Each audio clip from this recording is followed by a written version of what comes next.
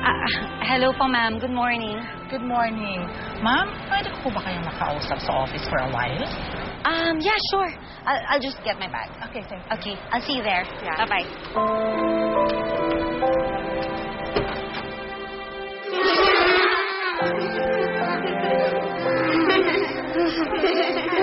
Uy, nandiyan na si Rizzy. Bumalik na kayo para hindi tayo awayin. Ma'am, nakarating na po kasi sa akin yung tungkol sa nangyari nung family day. Oh, I'm sorry about that, Ma'am Pressy. Pero hindi po yata dapat ako ang kinakausap niya tungkol dyan. Actually, ma'am, nakausap na namin ang ibang parents. Good. So now you know na hindi ako ang nag-umpisa ng gulo. I was merely reacting to what they said. Hindi mga away ang mami ko. Anong hindi? Inaway niya nga ang mami ko eh. Dahil bad ang mami mo.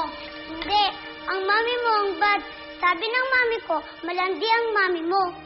Kaya nga iba-iba ang daddy niyo eh. I will be very frank with you, Miss Montenegro. The other parents filed the petition para ipatanggal ang mga anak ninyo sa eskwelahang ito. What? Under what grounds? Given your unusual circumstances, the presence of your children in this school raises a lot of questions for the children, and the other parents may not be ready to answer. Hindi malandi ang mami ko! Ma'am Pressy, as far as I know, walang rule na nagsasabi na hindi pwedeng pumasok ang isang bata sa eskwelahan kung ang magulang niya ay isang single parent or ang mga magulang niya ay hiwalay na. Andun na tayo, Miss Montenegro. At marami din kami mga estudyante na anak ng mga single parents or hiwalay na ang mga magulang. But this is unusual for us to have 3 children na isa ang ina pero iba't iba ang ama. Does that mean it's wrong? I'm not here to judge your personal choices, ma'am. But I'm here to take care of the children's well-being. I admit, ma'am, na nung tinanggap namin ang mga anak ninyo dito, I didn't foresee na magkaroon ng ganitong klaseng problema. And given the present circumstances, mas makabubuti po talaga, ma'am, na ilipat na lang ninyo ang inyong mga anak sa ibang eskwelahan. What?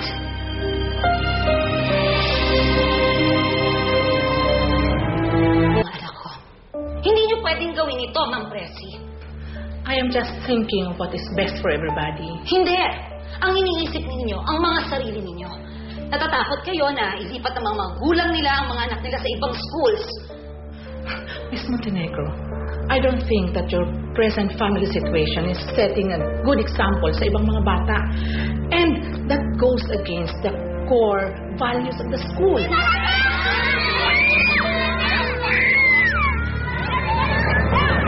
Sit down!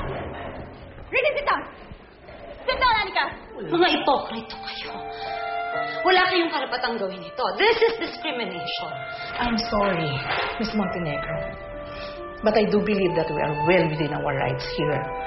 Huwag niyo naman po sanang masyadong pepersonalin ito. Pinoproteksyonan lang po namin ang interes ng mga nakakarami. Ang pinoproteksyonan ninyo, ang mga bulsa ninyo. Paano ang interes ng mga anak ko?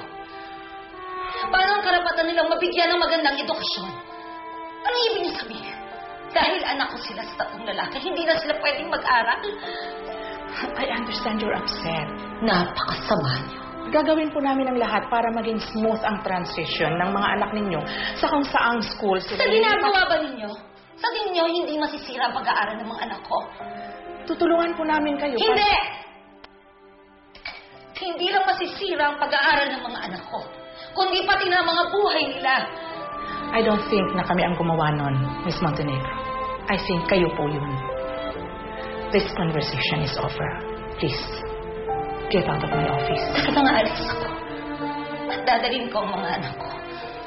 Dahil wala silang matututunan sa eskwelaang ito, kundi ang magmalinis at maghusga ng kapwa nila.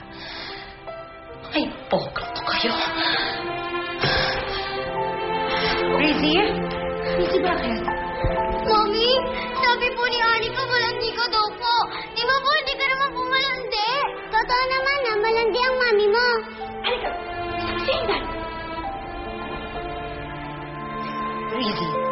babalik sa school. Halika na. Are you okay? Come on. I'll bring you home. Nay, pwede niyo po ba akong tulungan sa homework ko?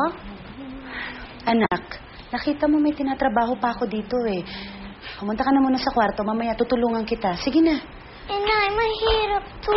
Sige na, wag na makulit. Nay. Cora, sige na. Sige na. Asikasuhin mo na yung anak mo. Sige na. I'll take care of everything.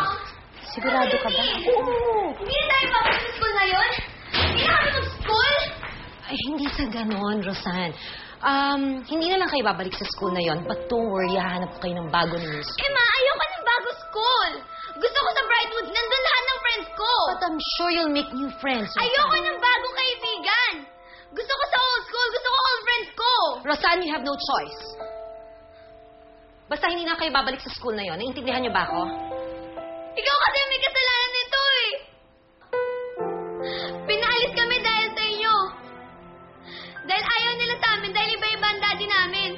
Di ba tama ako?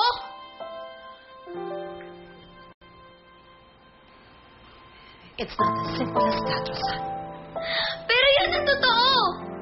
Dahil inaway mo yung mami nung kaklase ni Rizzy. Dahil nalaman niya ang totoo.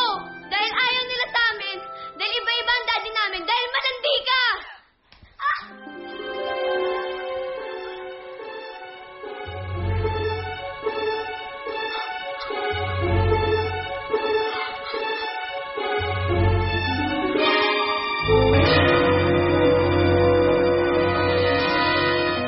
Masama si Mommy. Pera lang ang gusto niya sa mga daddy namin. Si Mommy kabit lang. Dad!